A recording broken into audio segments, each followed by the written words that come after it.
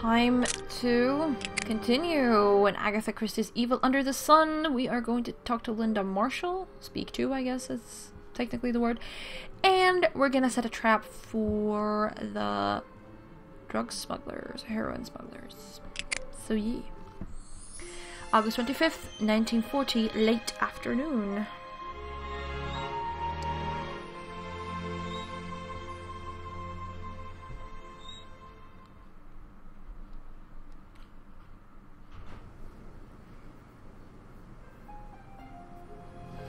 Alright, let's see if Linda Marshall is in her room.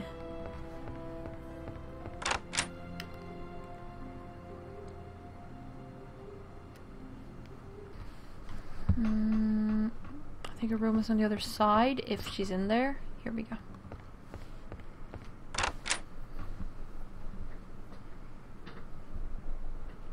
They are in here.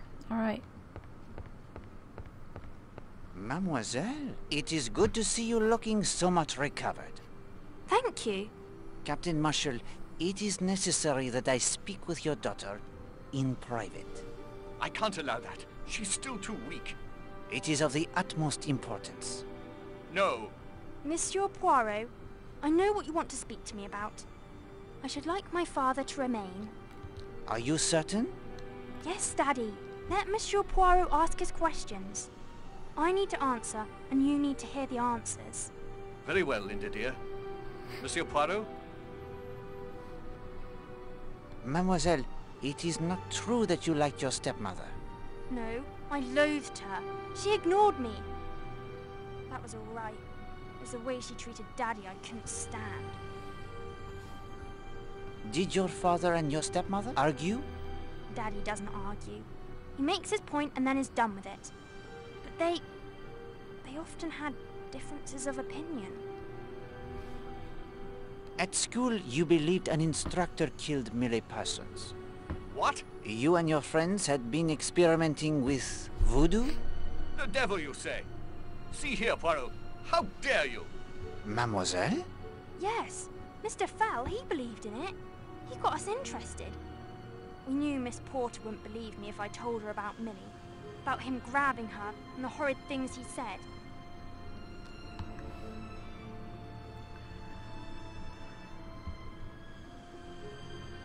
You decided to dispense justice on your own?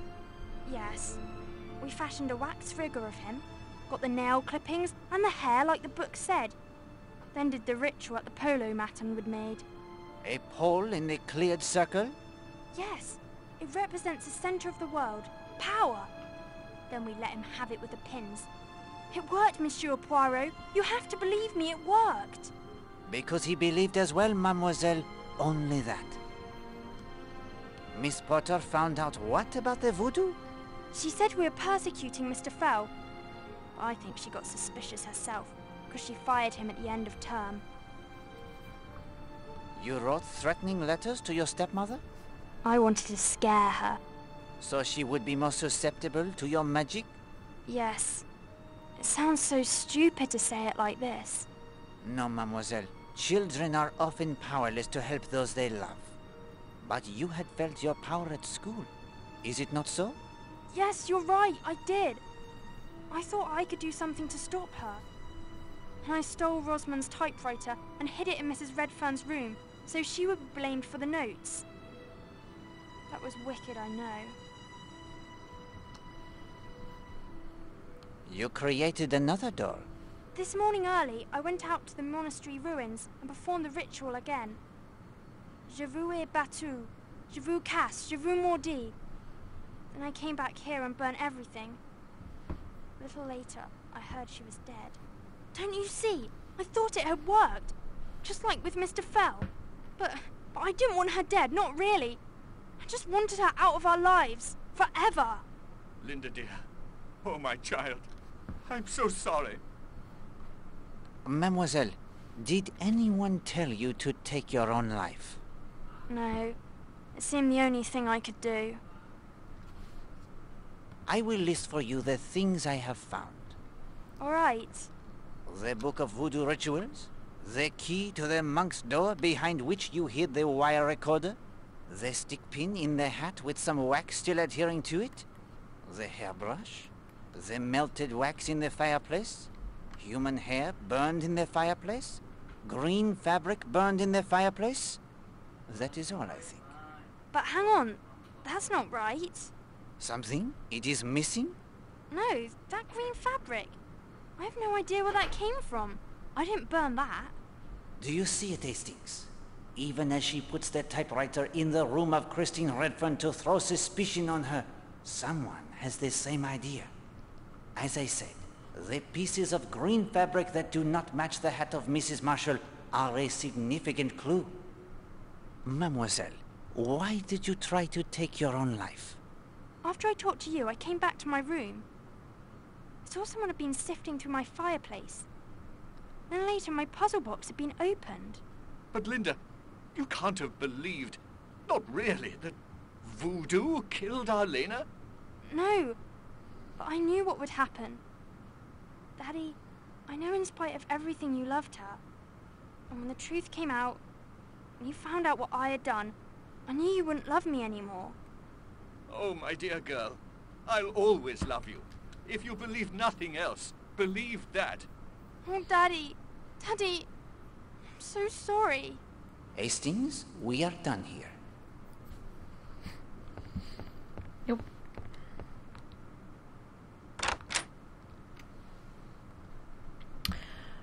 Okay, that was the one. Render the compass useless and return to Blatt, the trap for Blatt and North. Yes, okay. So where is that sliver of magnet that we found? I don't think we actually picked it up. I think it's still over there. 'Cause I can't really remember that we've had it in our inventory. So, yeah.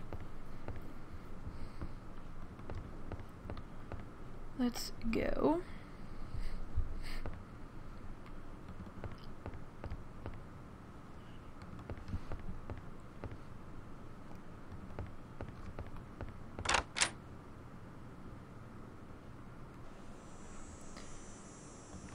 Rothercoon Bay. And hopefully the sliver of metal is still in Wilshank's garage.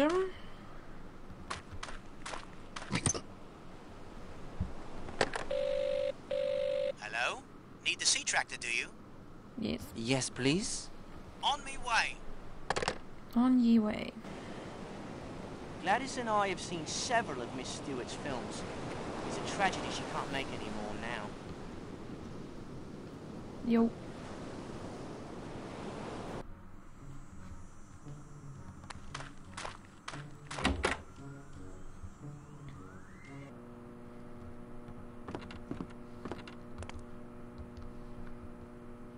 Here we go.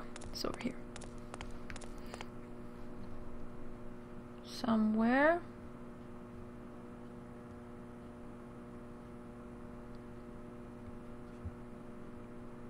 I thought. Okay, well, we can take a look over here, so it has to be here somewhere. Come on. Okay, can we put the compass here?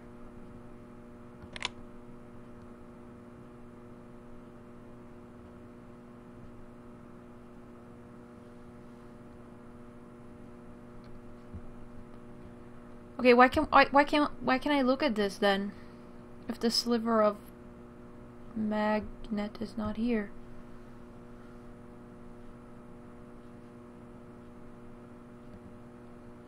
Poirot does not drive. It isn't fair. In the You seem in a very good mood, young man. I'm about to make 10 quid, and won't Gladys be pleased? What is the source of your good fortune? It's the funniest thing. One of the guests at the hotel is paying me to help play a joke on somebody. I'm to lay off the island this evening in my motorboat, and when he signals from the hotel tower, I'm to pick him up and run him over to Thurlestone. It's a surprise for someone, but I don't know any more than that. We must learn more, Hastings. Oh, it's probably gonna surprise for someone though. Is it far to Thurlestone? Oh no, sir. Just a short run across the bay. Easiest money I've ever made. When is this joke to take place? I've no idea. I'm just to wait off the south side of the island until I see a signal from the tower. Then I head into Cutter's Cove and pick him up. The lantern missing from the safe? It is now explained? Who is paying you? Oh, I can't tell you that, sir. I gave my word, and he wouldn't pay up if I said. And what is the signal? Oh, sir, I'm not sure I can tell you that. Where can be the harm? You do not reveal the name as you promised after all. There is another 5 in it for you. £5, Hastings. I think you would not be so free with the money if it were yours. All in a good cause. £5 more? This is my lucky day indeed. Here you are, my friend. £5 as promised. Much appreciated, I'm sure. It's just a signal with the light. 3 short flashes. Quickly, Hastings. Consult the codes in your notebook. Choose one that will be the joke on our adversary. No enemy ship sighted. Enemy ship sighted. Southeast, southwest. Enemy troops this coast. Danger standoff.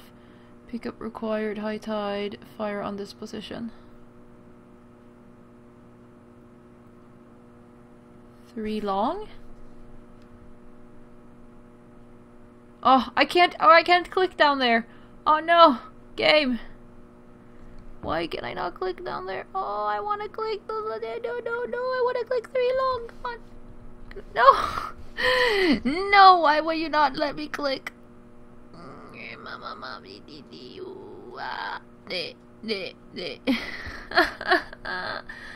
I wanna. Okay, fine. 3 short, 1 long. How can this help us? Because now 3 long is gonna move up. 3 long. Oui, but of course. Ah. Fire on this position? Poirot, this is a rather bloodthirsty joke, wouldn't you say? When the time comes, you can warn him if you like. Monsieur Jenks, your humorous friend cannot flash the 3 short lights out into the sea. Why not? That is the home guard code for announcing you have spotted the enemy. Is it really? That wouldn't do at all. No, indeed. 3 long flashes is the code for no enemy ship sighted. 3 long flashes. Got it. No harm done. I have plenty of time to warn him. I'm certainly glad I told you. I may even get another tip for warning the guest. If you'd excuse me, Mr. Poirot, I have to close up. Au revoir, monsieur. Okay, well, that is part of the trap, maybe, I presume. But we still... I mean, that was cool and good and all, but I still need that magnetic sliver. Like a ride to... No. No, merci. I will not attempt to... I should be... Drive whenever I like. Seriously, why is it not here? I don't know, what did he do with the sliver of metal anyway? Like, did we keep it? Did we not keep it? Like... I'm so confuzzled. Where is it?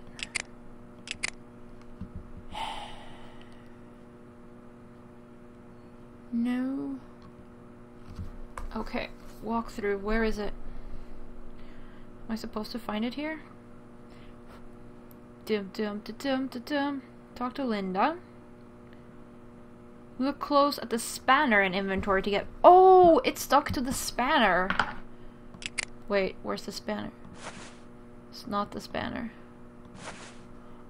Can't say I see much point in hanging on to a magnetic sliver of metal, but you never know. Okay. As you say, Hastings, you'll never know. It was still hanging onto the spanner. Okay.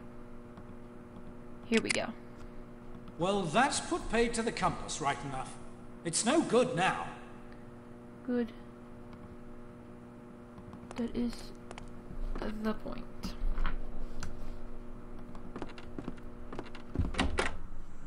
And I presume black will be here. Well, not here, but like here. We'll see.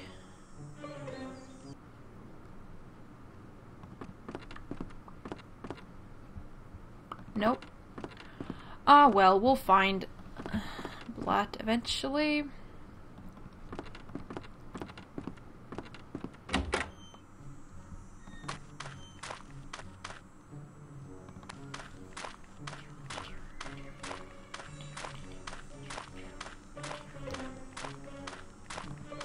Oh no, it's locked? Quite securely locked, I am afraid. Alright.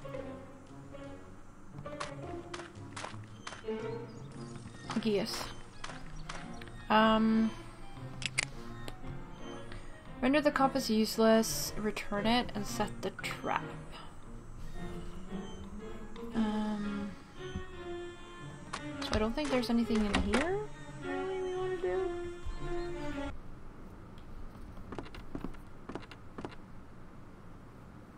It's a little hard to do anything when she's not here, I guess.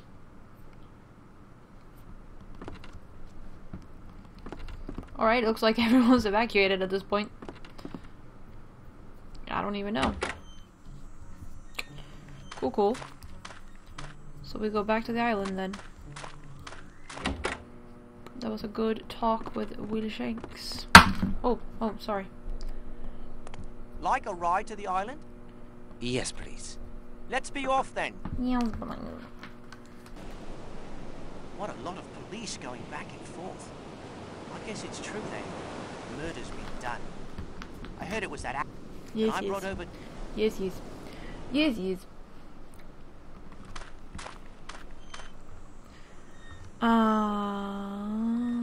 Where is Monsieur Blatt then? Is he in his room?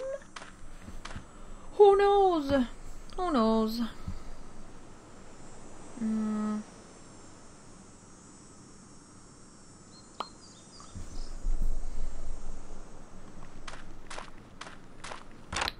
I don't want to do it like that. I want to go from the outside.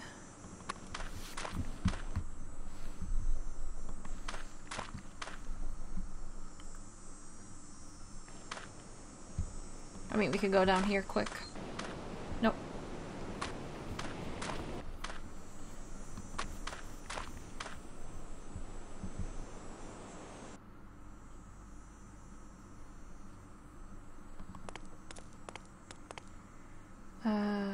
Here.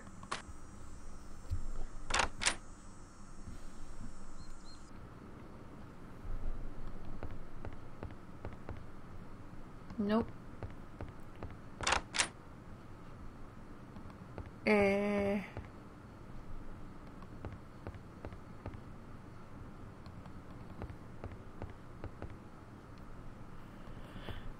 Good question.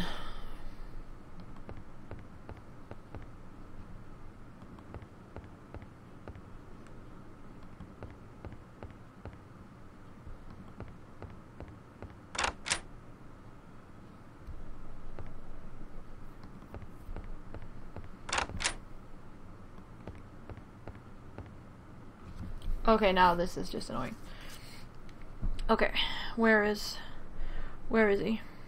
Oh, in the bar. Alright.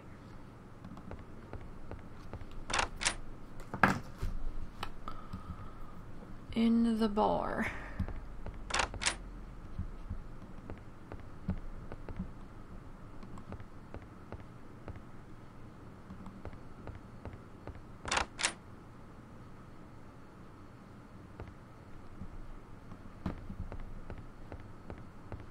Here is your compass, Monsieur Blatt.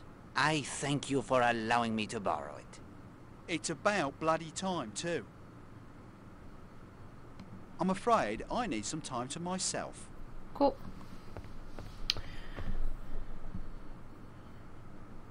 Oh, he's still here. Set the trap for Blatt and North. Well, I guess we go through the cave to, or do, I don't know, Cutter's Cove or something. Actually, I saw a bit on the walkthrough that we need to get to Cutter's Cove, which I guess is logical because the trap is over there or whatever. We could go this way. Oh no, we can't, because we don't have a working compass anymore. So we can't go this way, can we?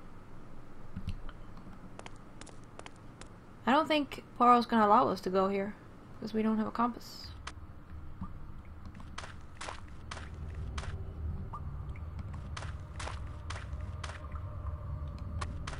Oh no, he does actually. Okay, he knows the tunnels by now. We don't need a compass anymore, apparently.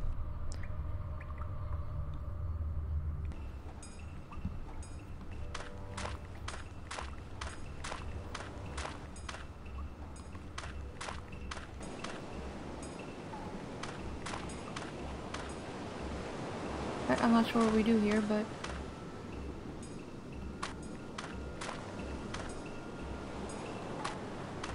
honestly, can we say anything special to this Brewster?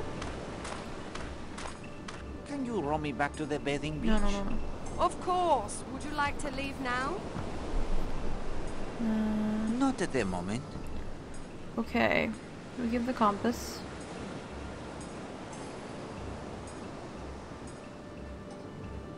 Oh, we have to put the sandwich tin back. Alright.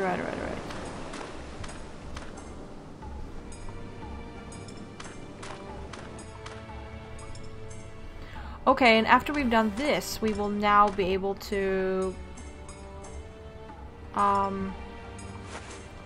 wait, is it empty? No. Okay, after we do this... Cheese is in the trap. Excellent. One more step only. Ah. Colonel Weston must be here to make the arrest. Okay, so now, if we go to Leathercoombe Bay, Weston will be there. That's fine.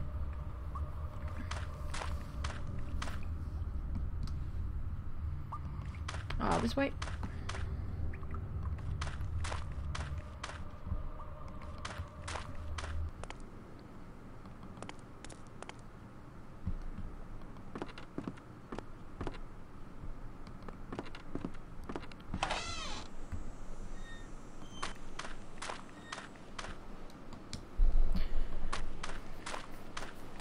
Go to Leathercoombe Bay, please. Hello? Need the sea tractor, do you? Yes, please. On me way. I have a theory about the murder. Yeah. Good theory, but not quite.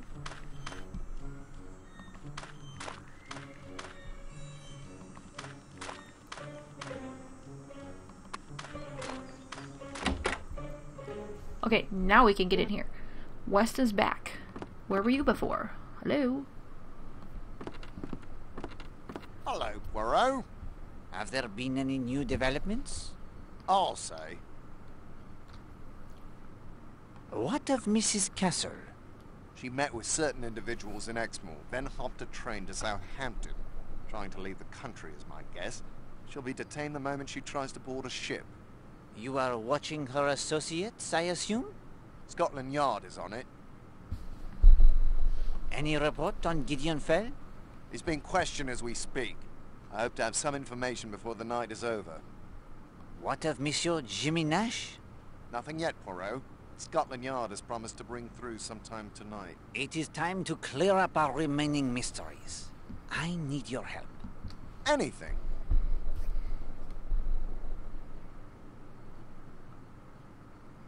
We must settle this business of the heroin. Tell me what you need. Accompany me to Cutter's Cave. I'm ready to leave when you are. What else?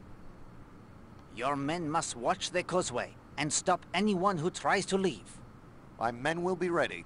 Anything else? We are ready to return to Cutter's Cave. All right.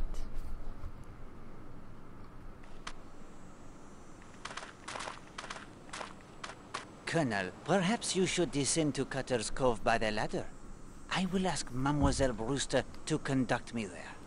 Why don't we both take the ladder? Tell him the smugglers might try to escape by boat.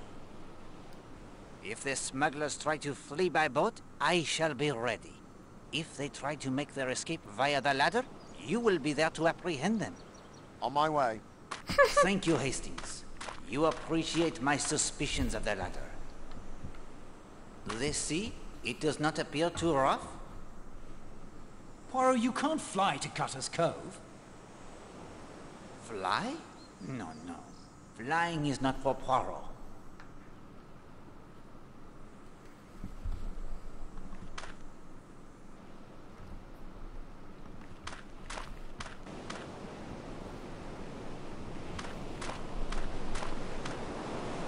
Can you row me to Cutter's Cove? Mr. Poirot, after your efforts to find Millie's killer, I'll row you any time you like. And now you she's... need only ask me. Climb in. Now she's speaking down into the ground instead. What?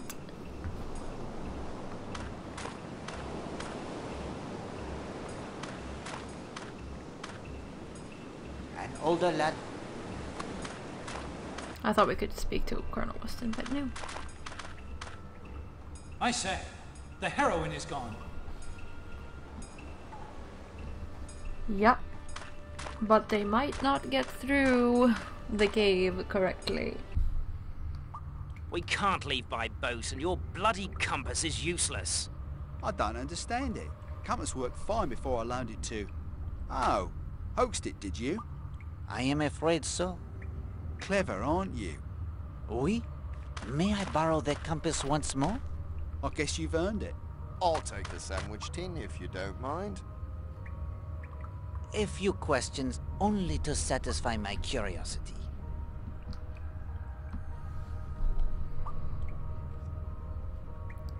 You received the shipments from a larger vessel at sea? Yes. Monsieur North, you picked them up in Cutter's Cave. Yes, once I saw the all-clear signal. The cells, of course. Of course. Red to tell Monsieur North the shipment, it was not ready. White to inform him that he could pick it up using the tunnel from the Smuggler's Rest. That's right. I'd nicked a spare key months ago when the place was still open. Worked quite well for us until a U-boat took some pot shots at me when I was making the rendezvous at sea. Too dangerous now. That was to be our last shipment for a while until we could find another way. The war, it is an inconvenience. You can say that again. Playing the ghost was your idea, Mr. North? Not likely. Blad thought it would scare off any nosy locals. I thought it was bloody silly. I think that concludes our business here. Colonel Weston, if you could hand Monsieur North over to your men, I would like Monsieur Blad to join us this evening in the dining room. It's your show, my friend. I'd shoot you, Poirot. Somebody stole my gun. Okay. Eh bien, Hastings. The murder of Millie Parsons, it is now explained.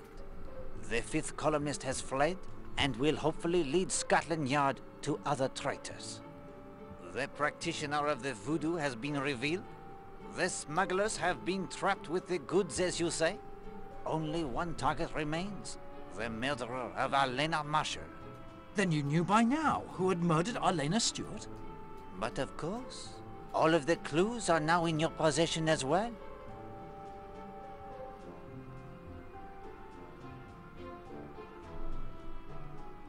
Okay. Oh. Hastings, the time it has arrived. The crowning glory of any case. That sublime moment when the spotlight shines down. A hush descends upon the audience, and all eyes turn to Poirot. Tonight, however, the stage, it shall be yours. Some will listen in relief, others in anger at what must be revealed. And some will listen in fear as the net of truth slowly, inexorably tightens about them. Now, one thing only before we begin. Do you wish Poirot's help? I can whisper in your ear and guide you. Or, if you feel brave, I will sit back and let you present the case your own little grey cells have constructed for you. What then is it to be?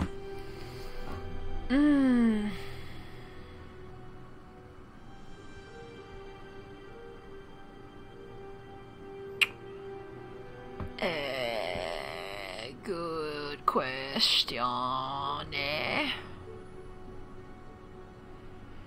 Do do do do do do do do do do do do. I think it's good if Poirot can talk to us. I'd like you to take charge, Poirot. I am happy to oblige you, my friend. Eh bien, mesdames et messieurs, we are gathered here to learn the facts behind the death of Arlena Marshall. Mrs. Castle, our hostess, will not be joining us. She has fled the island, carefully shadowed by the police. Good God, man. Do you mean to say she murdered Mrs. Marshall? No, none at all. But for some time she has been in the employ of this nation's enemies. Rest assured, she will be arrested the moment she leads the police to her co-conspirators. Also, Monsieur Horace Blatt and a day tripper by the name of North have been taken into police custody. What's he done? He was arrested with a considerable quantity of heroin in his possession. Blatt murdered Mrs. Marshall, then? No. Fifth columnist? The drug smugglers, as I recall, Mr. Blatt. You thought this a rather dull place for a holiday. And now we must turn our attention to murder. In order to understand the crime, it is necessary to separate the clues to its nature from the many red herrings that obscured our path. Once that is accomplished, we are left with the truth. Let us begin with the comparison of two bottles. The two bottles I compared were, of course... See, perfume bottles, or the bottle from the Rocky Bath and a bottle of Trionol. I would say perfume bottles. Perfume bottles. I speak of the two perfume bottles. The first bottle was in Madame Marshall's bath. She had applied the perfume before leaving on her float this morning, as I myself remarked. Why would she need a second bottle? And why was it found in the cave? Next, we come to another comparison. And for this, we owe much to the expertise of Mademoiselle Darnley. 3 pieces of green fabric. A torn piece of fabric was found near the cave in Cutter's Cove. Another piece of green fabric was found in the fireplace of Linda Marshall. They appeared to be the same fabric as that of Madame Marshall's hat. In fact, Mademoiselle Darnley was able to tell at a glance that neither was the silk from the hat. I will now turn to another curious incident of this morning. Someone threw a bottle from the hotel balcony. It narrowly missed Mademoiselle Brewster. Why dispose of an unneeded bottle in such a fashion when there are convenient dustbins? The contents of the bottle was also surprising. The bottle that they threw out the window was...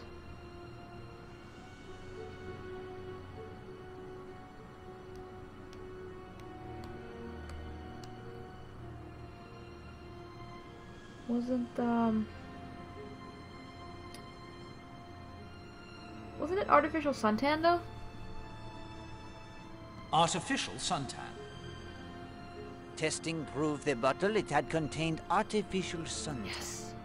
But the weather, it has been most agreeable. The sun, it shines every day. Who would need such a thing? Then there was the contents of Madame Marshall's flask. Madame Marshall, she had Trionol. Trionol. Her coffee was laced with a heavy dose of the sedative Trionol. Instead of reviving her, it would almost certainly have put her into a deep sleep. Taken separately, their clues, they mean little. But together, a bath where there should have been none, duplicate perfume bottles, fabric for the hat that is very much alike, yet not the same, artificial suntan when the sun it shines brightly. These suggested at once to me a single thought alone. Someone wanted to impersonate Arlena Marshall. Someone wanted to impersonate Arlena Marshall. Someone wanted to duplicate the hat of Mrs. Marshall, her deep tan, even her scent. And how can we determine when this impersonation has taken place? It is a sound which gives us the clue. Running water. The sound of running water. An odd thing, that running water. It was heard both by Poirot and the maid Gladys Narracott. It was very late in the morning for someone to be taking a bath.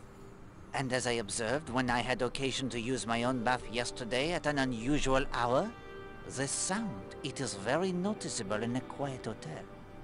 Why would someone need to run a bath so late in the morning, if all had already risen and breakfasted?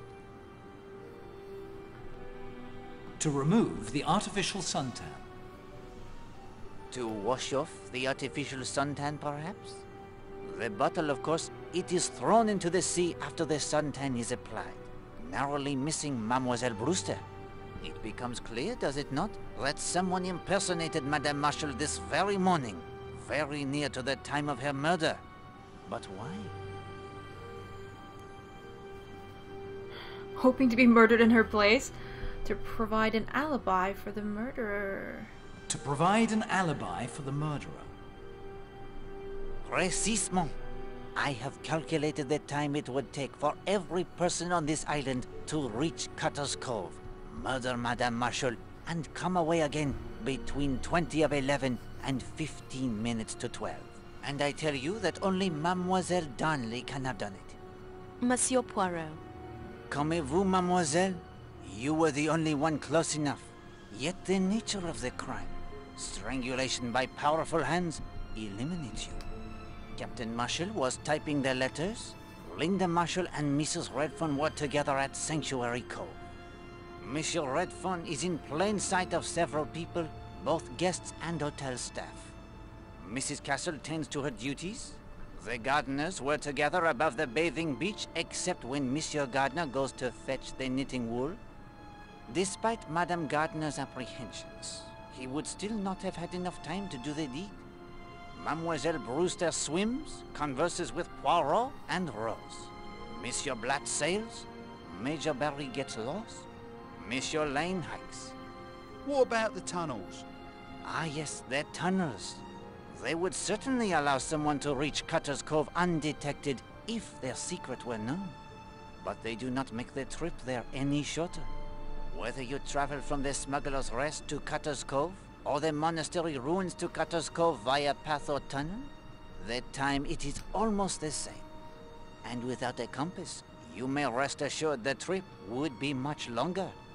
The method of murder? Strangulation by a powerful pair of hands. Only a man or a strong woman could have done it. It is true, there is a woman in this room who could have done it. Mademoiselle Brewster. Forgive me, mademoiselle. Not at all. A dancer must keep fit. This fact helps us to eliminate Madame Castle, Madame Gardner, Madame Redfern, Mademoiselle Darnley, and Mademoiselle Linda Marshall as the strangler. Strangulation, yes. A method of murder seen before in Devon. A schoolgirl named Millie Parsons. A housewife named Alice Corrigan. One murdered only a few weeks after the other earlier this year. One of these murders is connected only slightly to the death of Arlena Marshall. But the perpetrator of the other is far more intimately involved. The murderer of Alice Corrigan. Alice Corrigan and Arlena Marshall were murdered by the same man. How does Poirot know this? The unbreakable alibi. The primary suspect in Alice Corrigan's murder also had the unbreakable alibi just as we face here. An alibi based solely on time. Corrigan, the husband of the murdered woman, was apparently aboard a train when she was killed. Yet in that case, all a certain young lady hiker by the name of Elizabeth Stride must do is give the time when she discovers the body at least 20 minutes before Alice Corrigan actually died. The husband has time to alight at the station, kill his wife, and be gone before the police they arrive. Note how the alibi, it is worked precisely the same. And here the clue that demolishes the false alibi in the murder of Arlena Marshall is her stepdaughter's watch. No, Poirot, you're wrong.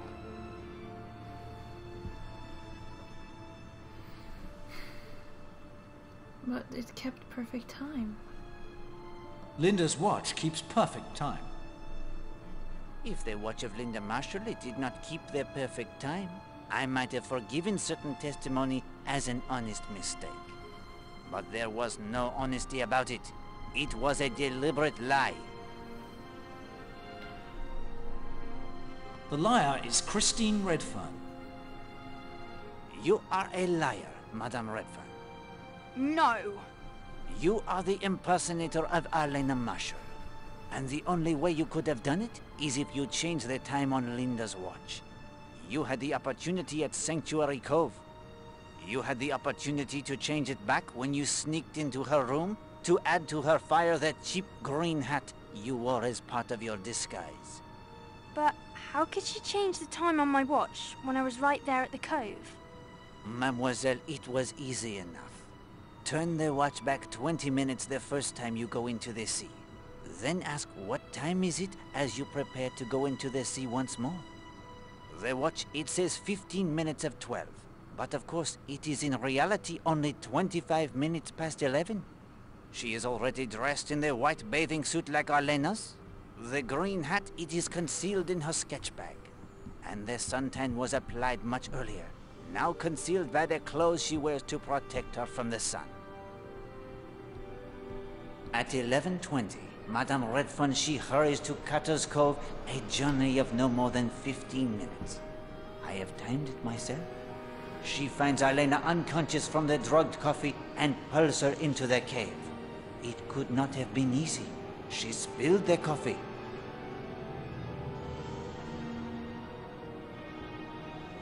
Tore her hat?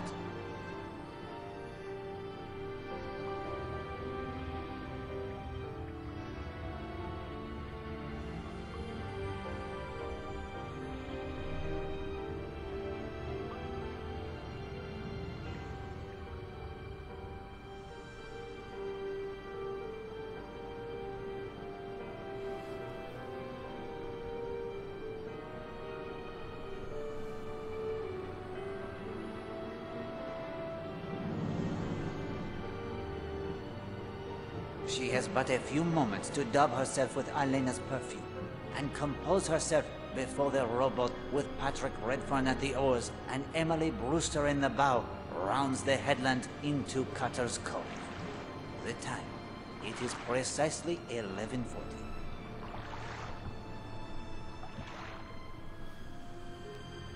You have no proof of any of that. Why would she do such a thing? She loves you, Monsieur Redfern, as you love her. Have I not agreed it is so? Mr. Poirot, you're saying that the woman I saw lying there was Christine Redfern and not Arlena Marshall? Oui bien. A little play artfully contrived for your benefit. Each step you were led. Each step you thought you saw what you were supposed to see. Then after you left to go get help,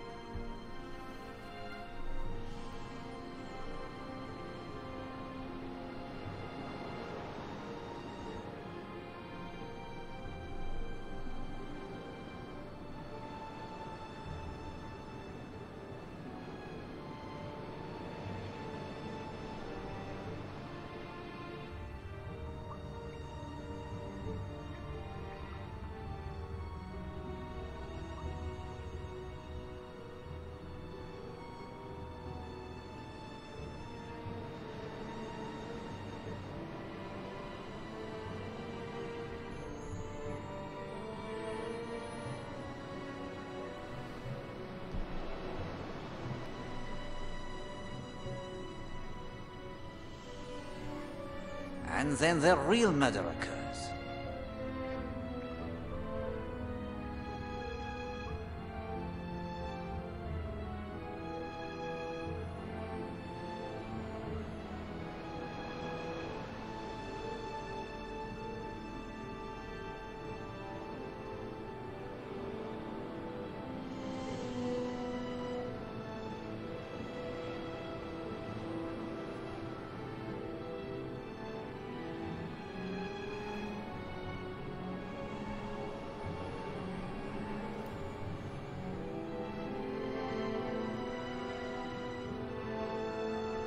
Now, of course, it is truly 15 minutes of 12.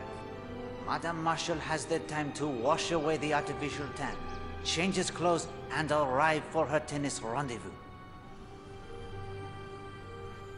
Monsieur Poirot, I am sure everyone will agree that I might have had a motive to kill Arlena, but not Patrick. You think I believe in your jealousy, mademoiselle? When your husband, if he is indeed your husband, loves you and you know it to be true? No. The true motive lies in 2 documents.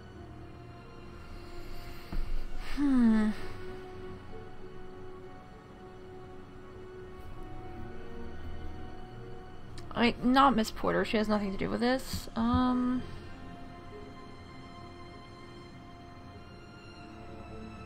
Letter from J.N. A letter from a former admirer named Jimmy Nash gives us an insight into Mrs. Marshall and her relationships with a certain kind of man.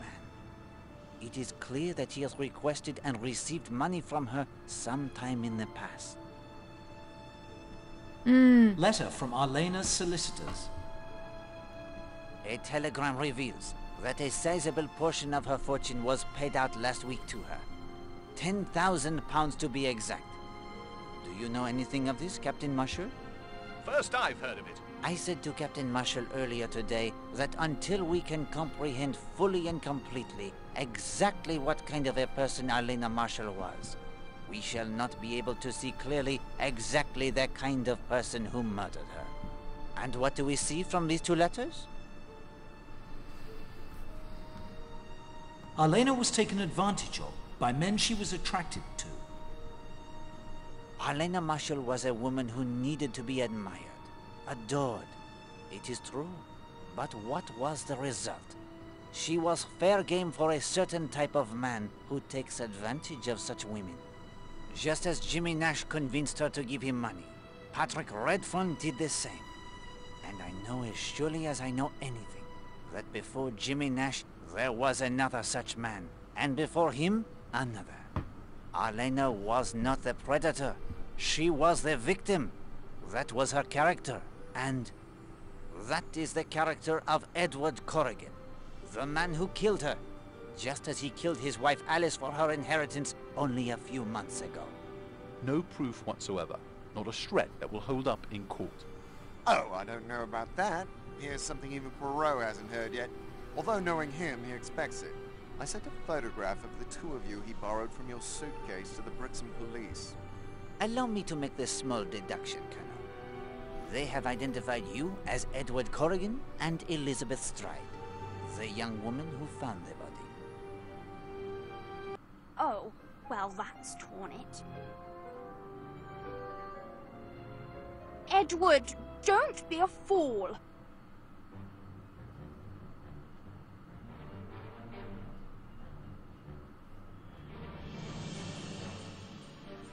Say, that looks like my revolver. You can go quietly to the noose if you like, my dear. I have other plans.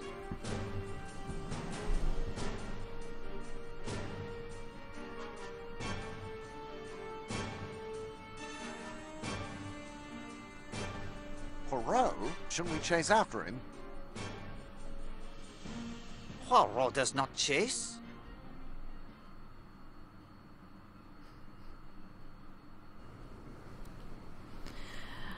I'm afraid you will have to chase. Hastings, remember the missing signal light. The arrangement Redfern has made with Will Jenks. Redfern.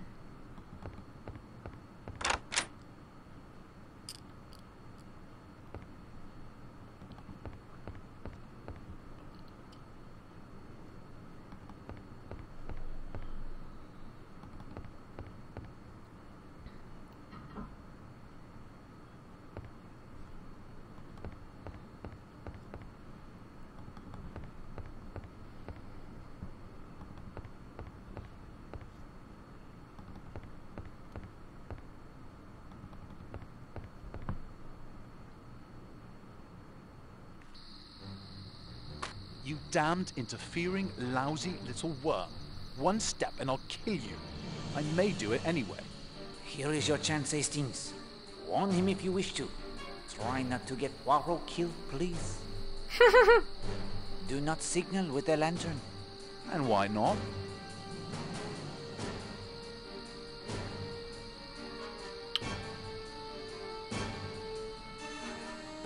I told young Monsieur Jenks the lie. What has Jenks got to do with it?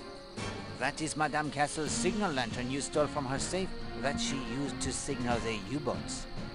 I too found the lantern and also the codebook. I told Monsieur Jenks that 3 long flashes of the light is safe, but it is the code to fire the signal. I expected you to try and block my escape, but I'm no fool. You're bluffing. It is no bluff. Sorry, you greasy little foreigner, but I just don't believe you. Very well, Hastings. We can go now.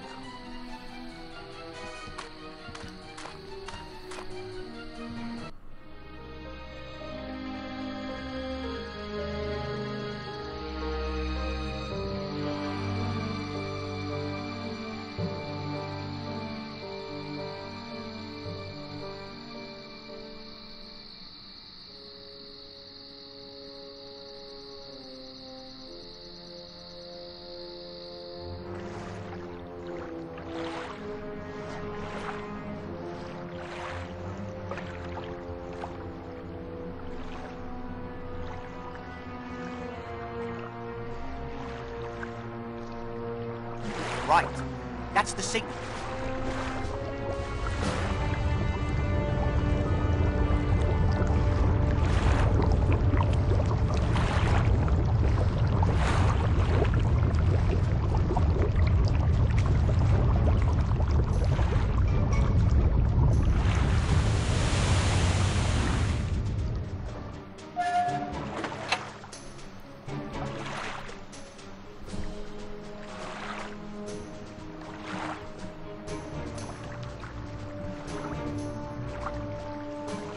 Achtung!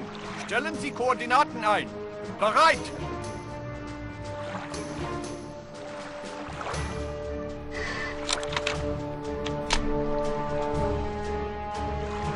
Ziel!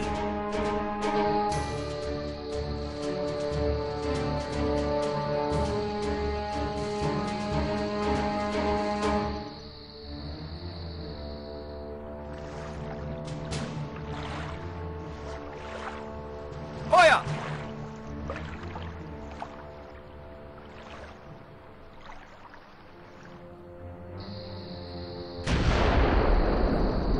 Hell.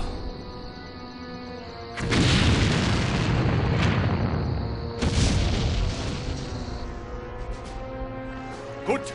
Ziel zerstörtes. Tauchen!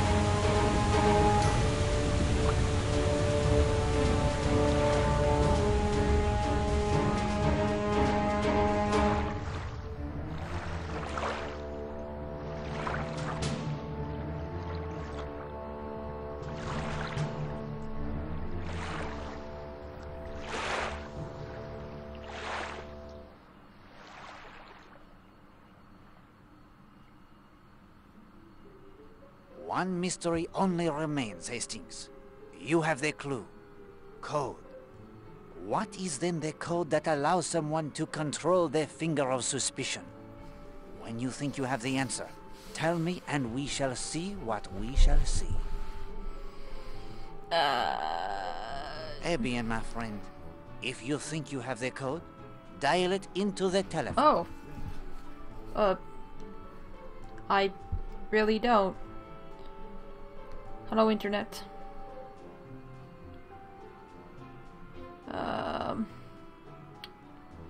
The clues from the dedication of Bill Nichols in the book The Sorcerer's Apprentice is on the top of the bookshelf. Oh.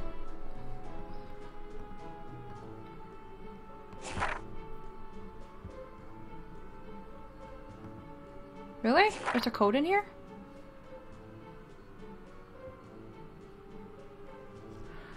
Oh, you spell genius. Okay. I guess. Alright. Oh! Okay, now I see. Okay, so we're gonna spell genius. G...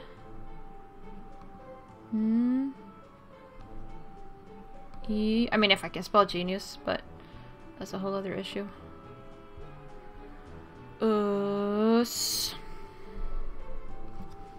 Bravo, Hastings. That is indeed the code that unlocks their finger of suspicion.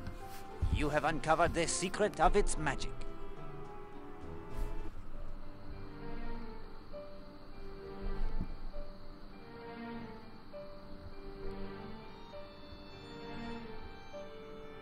The case, it is now complete, my friend.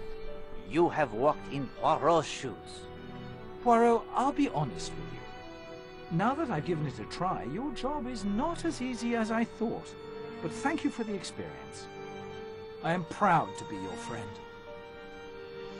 And I am honored to have you as mine, Hastings. We have passed the hours most agreeably. Yes, I thank you for that too.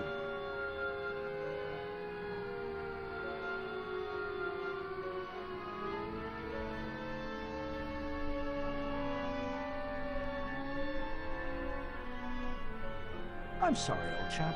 I should trot on over to the War Office, I'm afraid. And so, one mystery solved, and another, even greater, begins. Don't you worry. No more holidays at the beach for a time, maybe. But we'll pull through. You'll see. Oh, I feel like the dinosaur, Hastings. Gone is my world, where good always triumphs over evil. Where the clues, they all add up to the satisfactory solution. Where the murderer never escapes. This will be a war as we have never seen it. Whatever the outcome, mon ami, the cost, it will be high. And I fear our world, it will never be the same.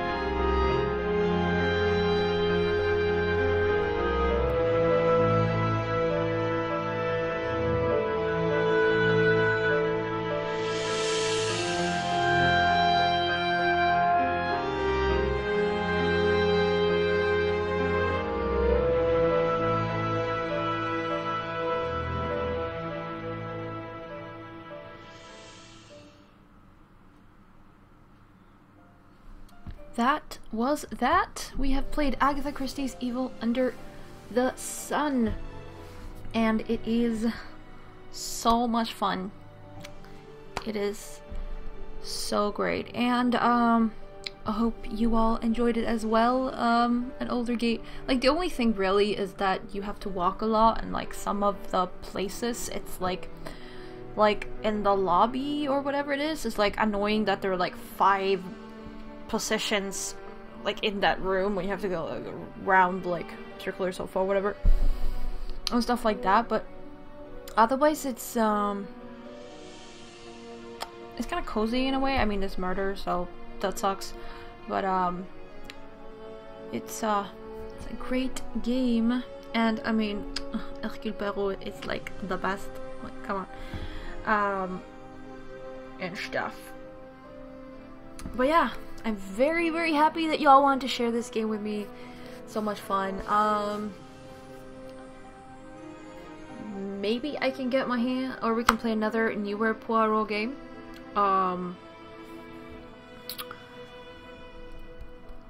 we'll see about that. But for now, this adventure is over. So, thank you all very much for watching. Take care of yourselves, and bye-bye.